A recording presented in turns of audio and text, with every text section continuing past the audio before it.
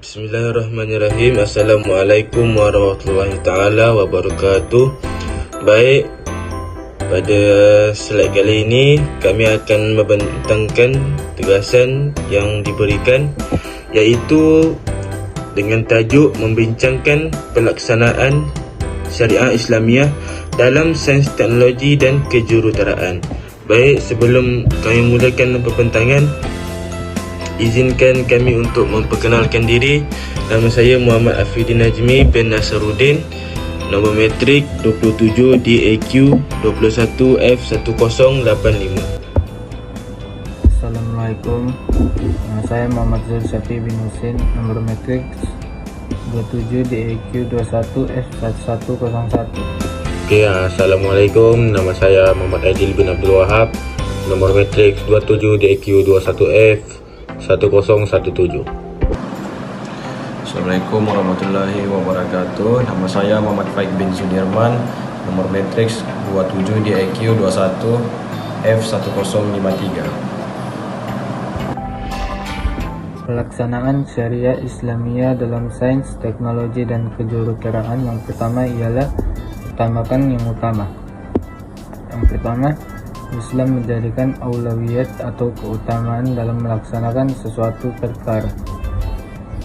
Walaupun kita semua maklum terdapat banyak penghasilan teknologi terkini hasil perkembangan ilmu sains yang telah membantu memudahkan urusan kehidupan manusia.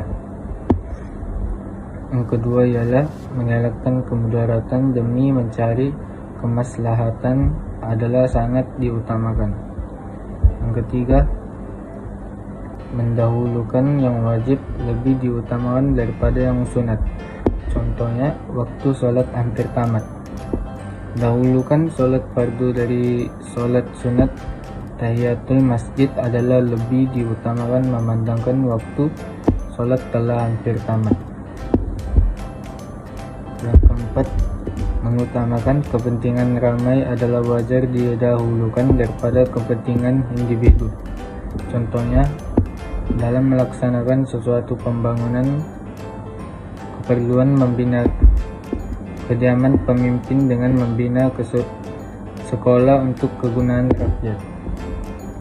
Yang kelima, sebarang kegiatan sains, teknologi, dan kejuruteraan hendaklah memberikan keutamaan kepada memelihara peranan syariah.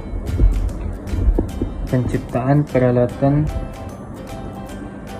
baharu hasil kemajuan sains, teknologi, dan kejuruteraan hendaklah berdasarkan kepada syariah serta mengikut garis panduan syariah. Yang keenam ialah para saintis, teknokrat, dan jurutera seharusnya meletakkan keutamaan memakmurkan alam daripada mencari keuntungan dan kemasyhuran. Kenyataan ini berlawanan dengan kebiasaan di zaman serba modern ini, di mana masing-masing individu akan menonjolkan kebolehan serta kepakaran sendiri untuk mendapatkan pengiktirafan dan kepujian. Akhir sekali, pelaksanaan sesuatu perkara hendaklah merujuk kepada mengutamakan agama, nyawa, akal, keturunan, dan harta. Justru itu, agama lebih diutamakan karena agama dianggap sebagai payung yang memayungi keseluruhan kehidupan manusia, merangkumi jasmani dan rohani. Seterusnya ialah matlamat tidak menghalalkan cara. Islam mengakui keperluan untuk membuat kajian tentang alam. Seperti manusia dibenarkan untuk menerokai daratan, lautan, dan ruang udara untuk tujuan pengimarahan alam.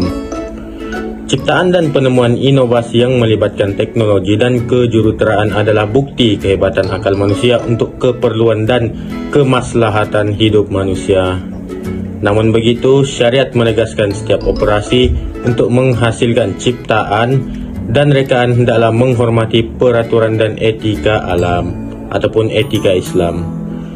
Tiada istilah untuk mencapai matlamat keperluan manusia. Seperti sebarang kaedah boleh digunakan ataupun digunapakai dan menghalalkan proses yang bercanggah dengan syariat. Dunia hari ini memaparkan kerakusan manusia untuk maju dan moden hingga bergelar kuasa besar dunia melalui proses mengorbankan alam. Sebagai contoh, ujian bumi ataupun ujian nuklear di lautan telah mengakibatkan berlakunya kerosakan pada lapisan perut bumi yang menjadi punca berlakunya tsunami. Seterusnya, pelaksanaan kajian menepati syariat.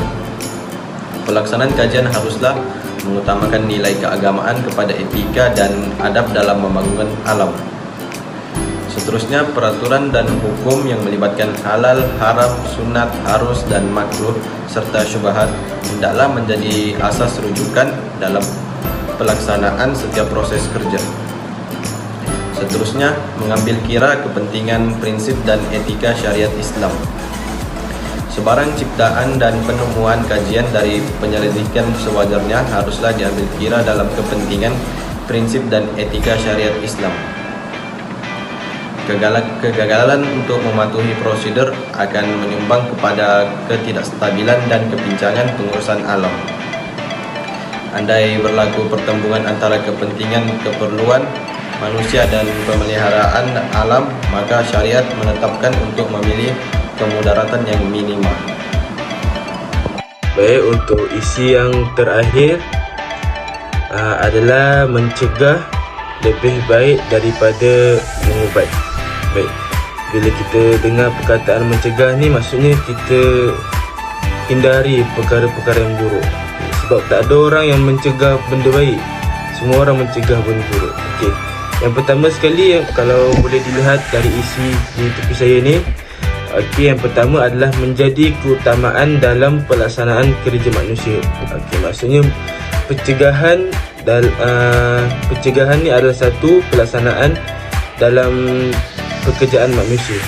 Dalam sesuatu kerja ataupun dalam sesuatu tempat kerja kita, langkah-langkah pencegahan amatlah dititik berat dan juga diutamakan. Okay, sebagai contoh, pencegahan daripada risiko bahaya, itu adalah pencegahan yang dilaksanakan oleh manusia.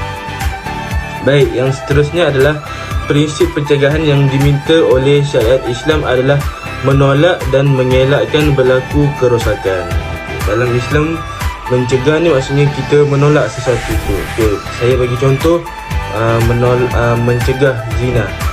Okay, mencegah perbuatan zina. Maksudnya masuk mencegah tu, kita menolak atau menjauhkan diri kita. Okay, kalau zina ni bukan maksudnya kita dah bersetubuh, tidak. Maksudnya kita berdodaan, itu pun zina sudah dikatakan zina.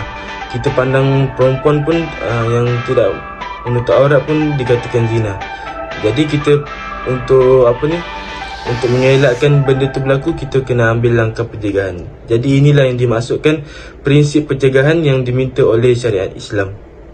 Baik, yang seterusnya, kajian sains dan teknologi serta kejuruteraan hendaklah mengambil langkah pencegahan dari awal hingga akhir. Okey, di sini disentuh tentang teknologi serta kejuruteraan. Kenapa? Sebab kebanyakan sektor kejuruteraan dan juga teknologi semakin meningkat dan banyak digunakan oleh umat manusia. Jadi langkah-langkah pencegahan ni diambil supaya kita tidak terdedah kepada bahaya, supaya kita boleh elakkan risiko-risiko yang boleh membahayakan kita. Sebab itulah langkah pencegahan ini dititik beratkan. Okey, yang terakhir sekali adalah prinsip mencegah wajar dijadikan aspek utama para pakar dan ilmuwan. Kenapa isi ini berbunyi begini? Sebab kita, para ilmuwan dan juga pakar ini, dia perlu memberikan yang terbaiklah kepada manusia. Dan juga langkah pencegahan ini juga merupakan langkah awal yang lebih baik daripada kita mengubati. Sebagusnya kita bersedia sebelum kita dah kena, contoh satu penyakit tu, tunggu dah kena baru kita ubat. Maksudnya kat situ kita dah rasa sakit dulu. Okay, so kalau kita nak elakkan daripada benda tu terjadi, maka prinsip mencegah ni perlu diambil dari awal. Maksudnya kita boleh ambil step awal supaya kita dapat elakkan daripada benda perkara-perkara yang berisiko kepada manusia.